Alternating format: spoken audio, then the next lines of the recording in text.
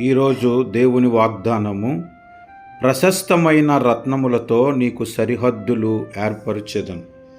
యెషయా గ్రంథము 54:12 వచనము.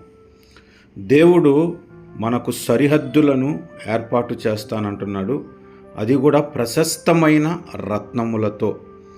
అంటే దేవుని యొక్క కాపుదల ఎంత గొప్పగా ఉంటుందో, దేవుని యొక్క ఏర్పాటు ఎంత గొప్పగా ఉంటుందో ఈ వచనం మనకు తెలియజేస్తుంది.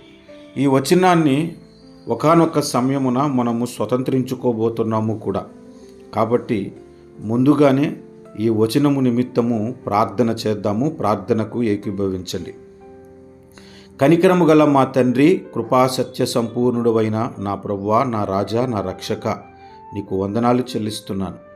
ప్రశస్తమైన రత్నములతో మాకు సరిహద్దులను ఏర్పరచువాడా, నీకు స్తుతులు చెల్లిస్తున్నాం.